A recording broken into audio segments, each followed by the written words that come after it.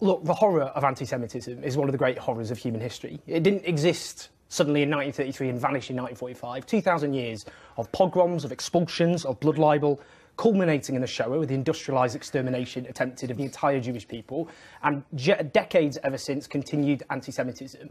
There is a minority on the left who exhibit anti-Semitic attitudes, and there needs to be a ceaseless and uncompromising war to turf them out. There is no point. I mean, the very DNA, the very mission of the left, of the Labour Party, of socialism, is an uncompromising war against all forms of bigotry, exploitation and oppression. By definition, anybody who exhibits racism and anti-Semitism has forfeited the right to be on the left. And I have to say just quickly, that's why it's so welcome that Jeremy Corbyn issued that statement earlier in the week, probably the most uncompromising statement against anti-Semitism issued by any Labour leader, calling himself a militant opponent of anti-Semitism, talking about the subtleties, the tropes of anti-Semitism. Anti-racism was one of their defining causes. In the 1980s, they were portrayed as the loony left, politically correct, shutting down free speech because of their anti-racism. What has that got to do with the anti-Semitism argument? It's to do with the fact that there's an attempt to link the minority, the despicable minority, who will be drummed out of the Labour movement and the left, the anti-Semites, the bigots, who have nothing to do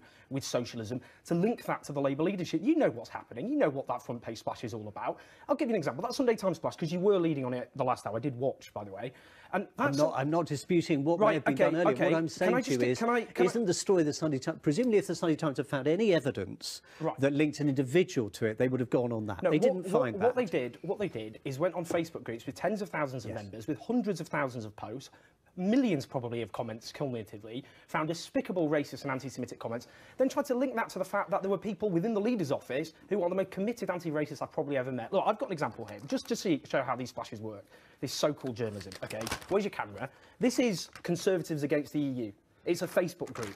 It is full of the most despicable racism I've ever seen. Presumably the Conservative Party would reject it, about Gina Miller, for example, F off you foreigner, telling them to go back to your homeland. Fine. The most despicable racism. You're not making that. Why isn't that? Why is that? Because presumably Labour is the story at the moment. But why is they not able to change the narrative? That's the point, isn't it? What do you think Jeremy Corbyn now has to do to change the marriage? Just briefly.